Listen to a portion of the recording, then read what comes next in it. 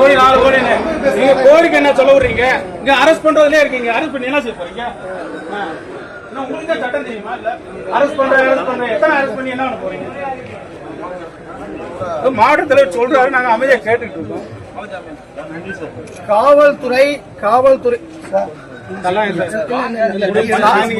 காவல்துறையுடைய நன்மதிப்பை பாரதிய ஜனதா கட்சி என்றும் போற்றி பாதுகாக்கக்கூடிய ஒரு அமைப்பு. எங்களால மனக்கசப்போ அவங்களால எங்களுக்கு மனக்கசப்போ ஒருபோது ஏற்பட்டதில்லை. இன்னைக்கு நடக்கக்கூடிய விஷயம், இந்த அலுவலகம் பொதுவான ஒரு அலுவலகம். அறநிலையத்துறையினுடைய இந்த கோயில் நிர்வாகத்தை நிர்வகிக்கக்கூடிய அலுவலகத்தில் இந்த கோயில் சம்பந்தமான அடிப்படை பிரச்சனைகளை பேசுவதற்கு கூட ஈஓ அவங்க தயங்குறாங்க. அவங்களுடைய கான்டாக்ட் நம்பர் கொடுக்க மாட்டாங்க. சின்ன சின்ன விஷயங்களை கூட மேலே கன்வே பண்ணணும்னு சொல்றாங்க. ஒட்டுமொத்தமாக இந்த வீரபாண்டி கௌமாரி அம்மன் கோயில் திருவிழாவை சீரழிக்கணுன்ற நோக்கத்தோடு காவல்துறையும் இந்த அரசாங்கமும் இருக்கக்கூடிய அறநிலையத்துறை அதிகாரிகள் செயல்படுகிறார்கள். பாரதிய ஜனதா கட்சி நீங்க சொல்ற மாதிரி கட்டுப்படுற அரசியல் கட்சி இல்ல, இது எங்களுடைய உரிமை. இந்த உரிமைக்கு எல்லை இல்ல, பாத்துக்கங்க. மனு கொடுத்திருக்கோம் 7 நாளுக்குள்ள நல்ல தீர்வு கிடைக்கலன்னு சொன்னா ஒட்டுமொத்த உணர்வுள்ள இந்து பக்தர்களை திரட்டி அதற்கான தீர்வை நோக்கி பாரதிய ஜனதா கட்சி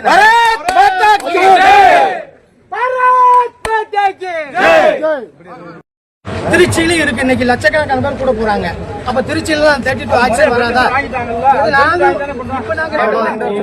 அதெல்லாம் ஓரமா பட சொல்லுங்க. 5 பேர் மட்டும் இது என்ன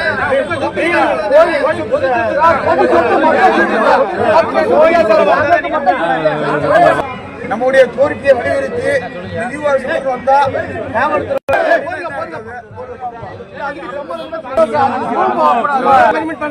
ஆர்ப்பாட்டத்துக்கு உங்கள்கிட்ட பெர்மிஷன் கேட்ட ஆர்ப்பாட்டம் நடத்தல. பெட்டிஷன் கொடுக்கறது உங்கள்கிட்ட பெர்மிஷன் எங்களுக்கு இல்ல.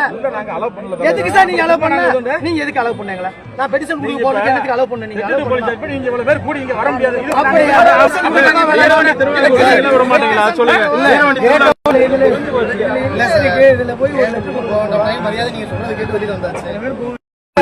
கௌமாரி அம்மனுடைய திருக்கோவிலுடைய திருவிழா என்பது தேனி மாவட்டத்துடைய மக்களுடைய நீண்ட நெடுங்காலமாக ஆயிரக்கணக்கானோர் லட்சக்கணக்கானோர் கூடக்கூடிய ஒரு மகத்தான திருவிழா. இந்த அருள்மிகு கௌமாரி அம்மனுடைய வீரபாண்டி கௌமாரி அம்மனுடைய திருவிழா.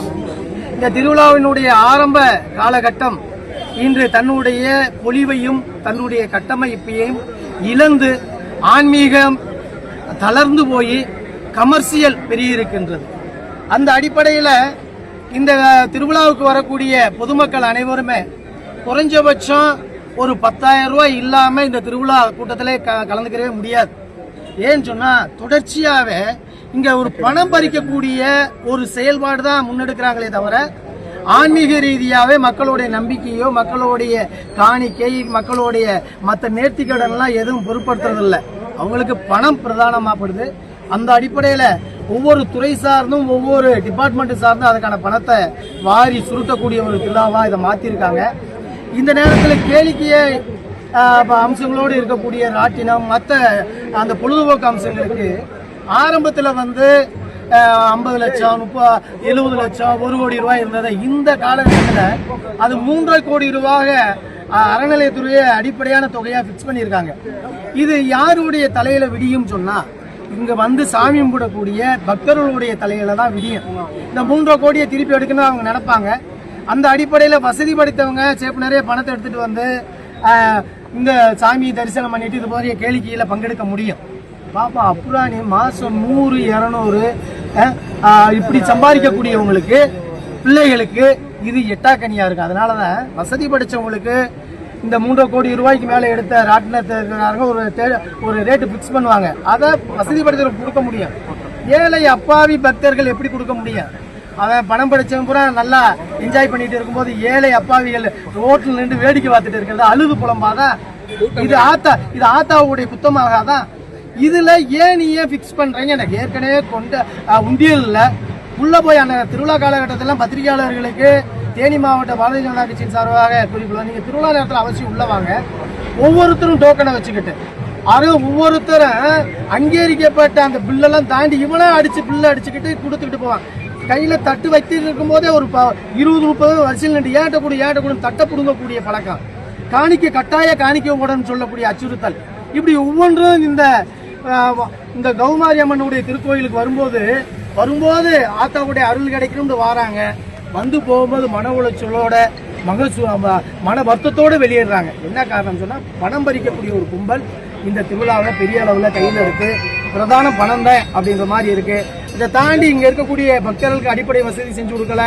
திருவிழா காலகட்டத்துக்குள்ள பக்கத்துலலாம் சாராய கடை, டாஸ்மார்க்கோடைய விற்பனை ரொம்ப சரளமா குத்திக்க இருக்கக்கூடிய அனுமதி எல்லாம் எல்லாத்துக்குமே தெரியும். காவல்துறைக்கு தெரியும், எல்லா அதிகாரிகளுக்கும் தெரியும். இப்படி ஒட்டுமொத்தமாக இந்த ஆன்மீக திருவிழாவினுடைய பொலிவை, இதோடைய அந்த சிறப்பை சீர்குலைப்பதற்காக சமீப காலத்தில் நடக்கக்கூடிய இந்த சம்பவங்களை எல்லாம் சுட்டிக்காட்டி இந்த திருவிழா காலகட்டத்தில் இதெல்லாம் முறைப்படுத்தணும், ராட்டின கட்டணத்தெல்லாம் நிர்ணயம் செய்யணும் அப்படின்ற விஷயத்துக்காக நீங்க மனு கொடுத்து வந்திருக்கோம். அந்த அடிப்படையில் அவங்கள ஈஓ சந்திச்சு மனு கொடுக்க போறோம். இதுல வேற எந்த ஆர்ப்பாட்டமோ போராட்டமோ இல்லை. இந்த மனுவுக்கு சரியான தீர்வு, சரியான முகாந்திரம் ஏற்படாத பட்சத்தில் கிட்டத்தட்ட ஆயிரக்கணக்கான இவர்களை திரட்டி மக்களுடைய போராட்டமாக திருவிழாவுக்கு முன்னாலே முன்னெடுப்போம் என்பதை பத்திரிகையாளர்கள் வாயிலாக சம்பந்தப்பட்ட துறைக்கு தெரிவிக்க கடமைப்பட்டிருக்கிறேன். இப்ப வந்து டைம் வந்து மாத்திருக்காங்கல்ல, சாயந்தரம் 5 மணிலிருந்து 10 மணி வரை தான் ஏற்கனவே அனுமதி. அது குறித்து என்ன செய்யலாம்? ராட்டினம் அனுமதி என்பது இந்த நம்மளுடைய திருவிழா என்பது வந்து விடிய அது இந்த வீரபாண்டியனுடைய சிறப்பை இங்க விடிய திருவிழா நடந்ததுதான். பொழுதுபோக்கு அம்சத்தோட மாட்டு வண்டி கட்டிட்டு வந்து குடும்பமா சாப்பாடு ஆக்கிட்டு வந்து இந்த திருவிழாவை கழிக்கக்கூடிய பழக்கம் தான் நாடு நம்ம இத்தனை வருஷமா இருந்திருக்கு. இப்ப இவங்க நிர்ணயம் செய்யக்கூடியது வேற எதுவுமே இல்லைங்க. ஒட்டுமொத்தமா இந்த திருவிழாவினுடைய சிறப்பை குறைக்கணும், மங்க வைக்கணும். அதனால இந்த ஆன்மீகத்தின் சார்ந்த இந்து தத்துவத்தினுடைய எழுச்சியை கட்டுப்படுத்தணும்னு நினைக்குது. அதுக்கு இந்த அறநிலையத்துறையை முன்னிறுத்தி இது ஆட்சியாளர்கள் கடவுள் மறுப்பாளர்களுடைய கையில் இருக்கின்றதுனால இந்த அறநிலையத்துறை மூலியமாக என்னென்ன கட்டுப்பாடு விதிக்கணுமோ அந்த கட்டுப்பாடுலாம் விதிச்சுட்டு இருக்காங்க. சரி, இப்ப இந்த ராட்டின கட்டண உயர்வு மற்ற எல்லா கட்டணம் உயரும் போது கோயிலுக்கு வரக்கூடிய பக்தர்களுடைய எண்ணிக்கை குறையுமா சார்? நிச்சயமாக குறையுது. இதுக்கு முன்னால லட்சக்கணக்கான வந்தவர்களுடைய எண்ணிக்கை இப்ப அது ஆயிரக்கணக்கான மாறி இருக்கு. ஏன்னு காரணம், இங்க இருக்கக்கூடிய அடாவடியான வசூல் வரக்கூடிய இடத்துல உள்ள கோயிலுக்குள்ள மாத்திரம் பாருங்க, அன்னைக்கு கிட்டத்தட்ட ஒரு 200 பேர் இருப்பான். பணம் மாத்திரம்தான் பிரதானம். பக்தர்கள்ட்ட வலுக்கட்டாயமா பணம் பறிக்கக்கூடிய செயல் நடந்துட்டு இருக்கு. அதனால நிறைய பக்தர்கள் தன்னுடைய வருகையை குறைச்சிருக்காங்க. அதனால இந்த விஷயம்லாம் விரும்பத்தகாத செயல்லாம் களைஞ்சிட்டா இன்னும் பழைய மாதிரி உற்சாகமா நம்மளுடைய போடி பெருமாள் கோயிலு, கௌமாரியம்மன் கோயில வந்து உண்டியல் என்றாங்க. உண்டியல் வந்து பொதுமக்கள் சார்பா 3 பேரும், ஆன்மீக பக்தர்கள் 3 பேர் வச்சு என்னன்னு இந்த போன வட்டம் எண்ணும் போது யாருமே என்ன இல்லாம அவங்களே எண்ணி அவங்களே ஒரு கணக்கு கொடுக்குறாங்களே. இது ஒட்டுமொத்தமா இந்த அறநிலையத்துறையினுடைய கட்டுப்பாட்டில் இருக்கக்கூடிய பிரதானம் சாமியோடைய திருமேனி இல்ல, உண்டியல் மாத்திரம்தான். அவங்களுக்கு இங்க இருக்கக்கூடிய சுத்தம், சுகாதாரம், பக்தர்களுக்கு செய்ய வேண்டிய அடிப்படை வசதியெல்லாம் அவங்க பாக்குறது இல்ல. உண்டியல் நம்பினா அதை எடுத்துட்டு போய் கணக்கு காமிக்காமையே அதுல இருக்கக்கூடிய வருவாயை எடுத்து அதை வந்து தன்னுடைய அரசாங்கத்தினுடைய நிதியில சேர்க்கக்கூடிய பணியில் தான் ஈடுபட்டு இருக்காங்க. இது நிதிக்கு போறதுக்கு முன்னாலே 1008 விதமான லீக்கேஜோட தான் அது போகுது. நிறைய சிசிடிவி கேமரா மூலியமா நம்ம பார்த்துருக்கோம். என்னும் போதே பணத்தை எடுத்து வைக்கிறது, அந்த ஈவோவே கொண்டு போய் கொடுக்குற மாதிரி வச்சு அவரும் ஒரு எடுத்து வைக்கிறது. ஒட்டுமொத்தமா இறைவனுடைய இந்த நம்பிக்கையை மூலியமா கிடைக்கக்கூடிய இந்த வருமானத்தை திசை திருப்பி சீர்கழிச்சிட்டு இருக்காங்க. அதனால இதற்கு அறநிலையத்துறை ஆன்மீக அந்த இதுல இருந்து வெளியேறணும். அறநிலையத்துறை வந்து பூசாரி என்ன கம்ப்ளைண்ட் பண்றாங்க, நாங்க வந்து பூஜை பண்ணிக்கிட்டு இருக்கும்போது அறநிலையத்துல இருந்து பாசன் கொடுத்து உள்ள கருவறை வரைக்கும் கொண்டு வராங்க. பரிசீலனை வரக்கூடிய பொதுமக்களுக்கு, இந்து மக்களுக்கு, ஆன்மீக பக்கத்துக்கு இடத்துல இருக்கு இது அப்படின்னு கேட்கறாங்க. ஆமா, அந்த சிறப்பு தரிசனம் சொல்லக்கூடியவங்க வந்து நம்ம இதுல வந்து அதுவும் குறிப்பா வெள்ளி சனி ஞாயிறுல லட்சக்கணக்கானவர் பக்தர்கள் வரக்கூடிய காலகட்டத்துல பணம் படிச்சவர், அதே மாதிரி அரசியல் செல்வாக்குள்ளவங்க, அதிகாரிகளுக்கு வேண்டப்பட்டவங்க, அதிகாரி குடும்பத்தை சார்ந்தவங்களுக்கு, பணியில் இருக்கக்கூடிய காவல்துறையினுடைய குடும்பத்தை சார்ந்தவங்களுக்கு தான் ஈஸியான வழி கிடைச்சன. நம்மளுடைய பக்தர்கள் வரிசையில் நிக்கணும். அந்த அடிப்படையில இதை வந்து முறைப்படுத்தணும். பணம் படைத்தவனுக்கு ஒண்ணு, பணம் இல்லாதவனுக்கு ஒண்ணு என்பதெல்லாம் இல்ல.